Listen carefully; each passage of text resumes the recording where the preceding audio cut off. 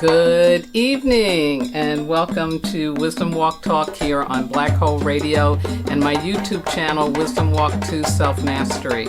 I am your host and guide, Jojo Maria and Saroma, and I'm going to start off by honoring our ancestors. Creator, Mother, Father, God, Source, all the one, all that is. May the ancestors hear our prayers. Ancestors, ancestors, ancestors, we call out to you during this time of the change and ask you to guide us to our courage, confidence, and compassion. Enable us to stop being in resistance to this new age and new earth consciousness, and guide us gently and lovingly into our personal renaissance. As we dare to live our new narratives, enable us to remember that these are divinely scripted for ourselves and for our world. And most importantly, enable us to move forth from the dark ages of modernity by placing our heads below our hearts, valuing people over profits, and always choosing love over fear. Thank you, thank you, thank you. Amen. Asher Hoasa, Shinga Bismillah, and so it is. Well, hi to all you wisdom walkers out there. I'm back from my little break in July, where I did a review of the first 6 months of 2022. And now I'm ready to dive in for this final stage, if you will, of this double fire year and all of what it brings to us. Yes. August is the second and the final nature month of this double fire year. And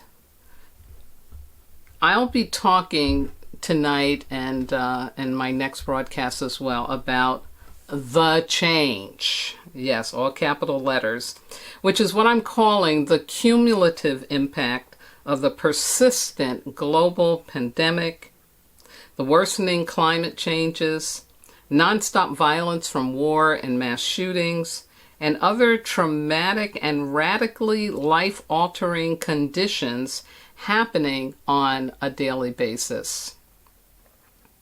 These things impact us personally, and unless we take time to notice, contemplate, and accept the change, we are doomed to be at odds with it, and the experience will feel like a curse indeed. So join me for these 2 live broadcasts and accompanying videos as I discuss the ways that we can be in resistance to the change and how we can enter our personal renaissance. But right now, I invite you to sit or lay back and join me for an exploration of the inner landscape where we can connect to our souls and discover the true treasure of being human.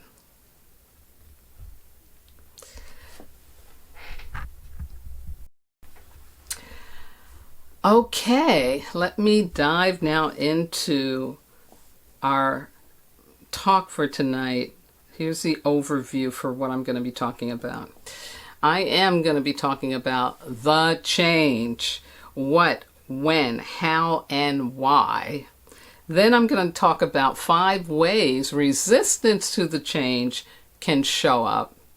And then, of course, I'll leave you with a personal growth opportunity so that you can make a contribution to all of us growing and healing through this process. My opening quote for tonight comes from Ram Dass. Ram Dass, if you don't know, was very instrumental in helping to bring Eastern wisdom and yoga kind of into the mainstream of the United States. He had worked at Harvard and gotten fired because he was doing experiments with psychedelic drugs. Anyway, he's been very instrumental in advancing the new thought energy during the 20th century. And Ram Dass says, change is a blessing when you can use change to free yourself from identification with that which changes. Yes, yes, I love that. I love it. So, here's the change in a nutshell. It's whatever has to happen personally, globally, and cosmically, there we go, to bring us back into balance and alignment with the realities of the 21st century and the creation of a new earth. Yeah, absolutely. Here's another great quote. This is from the wonderful anthropologist and spiritual leader Angeles Arian, and it's from her book called The Fourfold Way. And Angeles said, for many people, the ideals of the Industrial Revolution toward more progress, more development, and greater wealth no longer seem relevant. Yet we have trouble letting them go.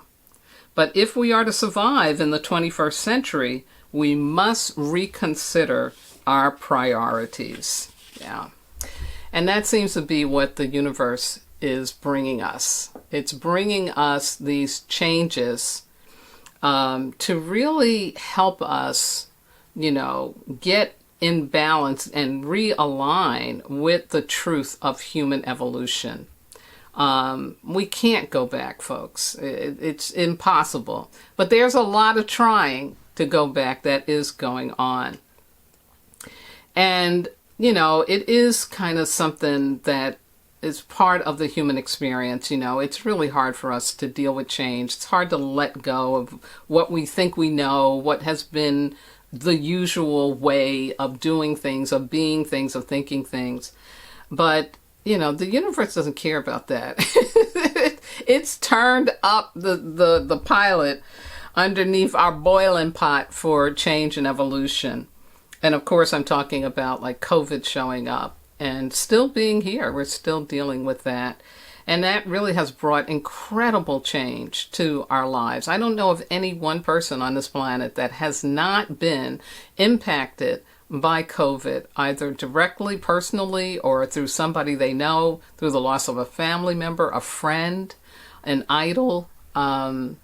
It's real. It's real. And I think what happens is that when we're in the midst of change in the way that we are, and I really see us like in the middle part of a trilogy, we're like in the middle part of like Lord of the Rings or Pirates of the Caribbean, And in that place, it's really where we can begin to start accepting that things have changed and we're never going back. And to begin to become conscious of how we are reacting or responding to the change. What is the change doing in me, for me, with me, to me? How am I going through this? So back in 2020, in January, when I was talking about the great shift into the age of Aquarius, this was before COVID showed up, I talked about 3 major shifts that humanity needed to bring us back into a balance about who we are as human beings and what it is as humans that we really need in order to be what? Yeah, fulfilled in life, happy in life, kind, generous, compassionate, loving, most importantly, and not letting the fear run our lives. And so the first thing I said is we've got to shift from being consumers to stewards. Yeah. And we've got to get out of, having so much stuff that is harming, the earth and harming, wellness and health. And we've got to realize that our job is to be stewards. We're here to take care of the earth. We're here to take care of each other. The second one is that we've got to go from being mindless workers to mindful contributors. Yeah. Like we got to unplug from the matrix and begin to start living on purpose rather than being a battery in somebody else's show. And really getting in touch with our gifts, our talents, and our genius. And then the third major shift that I talked about is we've got to go from being compliant to being creative. Yeah. And I said that compliance holds in place that which is harmful and no longer serves the good of humanity and animals and all living things, such as the burning of the Amazon, right, in Central Africa, the Catholic Church not addressing the root causes of abuse by priests and nuns towards children, and the lack of a nonviolent, viable solution to the mass shootings that are going on. Arming teachers in a classroom, that's not going to address the problem. It really is, and it's just going to make more mess. So we need to be creative and come up with new solutions for how to be in community with each other from a place of love, not fear. Yeah. So again, we're going through the change, and every one of us out there is experiencing it. I know I am so not who I was in January of 2020, and also not who I was in January of 2022. Compared to where I'm at now, what I'm able to be conscious of, how I'm feeling about myself, how I'm feeling about the world, what my goals are, what my understanding of how to reach my goals has changed. Yeah, it's different. So we've all been changed. And, the change has been painful for many, many people. Loss of, loved ones, home, job, the flooding in Kentucky. It could also be you gained something. You gained family, you gained a home, you gained a job. But even with that can come anxiety and stress, and then just a challenge, the financial challenges we're going through, like, the gas price, the gas pump, it's the summertime, you want to be able to drive your car and do whatever you want to do, but got to really think about it. Yeah, food prices, astronomical. And so there's a lot going on, a lot of challenges and changes. And it's easy for us to be in resistance to them. But if we resist them, we're going to lose out on the opportunity to experience all of the change as what is really pushing us into a renaissance, a new birth, a new time, a new earth, and a consciousness that enables us to really be here in the 21st century from a place of love and creativity, understanding, compassion, inclusivity, versus all the fear stuff that is going on. So here are 5 ways that you can be in resistance to the change, just so that you're more conscious of it. The first one, victim consciousness. Yeah, if you're believing that the world is out to get you rather than gift you, you're in resistance to the change, because these things that happen, these painful things, can really make you think like, oh my God, God doesn't love me, nobody loves me. No, that's not what's going on. No, it's just the change. Second one, doubting that you're supposed to be here. Yeah. And I talked about that for me, the awakening I had, the healing I went through. When I realized how I was still operating out of, I'm not supposed to be here. The extreme of that is suicide, but it also can show up like it did for me, where I wasn't responding to a health situation that I needed to, and in the time I needed to. But it can also be unnecessary exposure to COVID. Yeah. That's another way that you are really demonstrating you don't want to be here. Third, feeling sorry for yourself and others, and or shaming, blaming, guilting self and others. Yeah. All of that is resistance to the change, because while you're spending time in that kind of negative, stuck, dunk energy, you're not opening up to the more of who you are, to the truth of who you are, because all of those are like behaviors. It really doesn't have to do with who you are as a divine being. Yeah. And that's what we want to be putting our focus on. Exactly. Number 4, denying, hiding, ignoring, or undervaluing your unique gifts, talents, and genius that contribute to supporting the choice of love over fear for humans. Yeah, absolutely. And again, this one is, one that it's really hard. So many of us don't love ourselves enough to believe that our gifts are worthy and valuable, and that they really can help and do something. We kind of pull back or be shy because we don't want rejection. We're afraid of rejection. But what this change is asking us to do is to move beyond those fears and really step out there, step out into that arena and allow ourselves to be seen, to be heard, and ultimately to be thanked. Yeah. And then last but not least, number 5, needing to know, understand, and control what only God can do. Another word for this is called solipsism. Yeah. And it's basically ego consciousness, edging God out of your life. And again, when we are trying to create these plans for what we think and how we think and all of that, yeah. And not including a greater order and direction, you're in resistance to change, yeah. Because ultimately, the change, it's coming from source.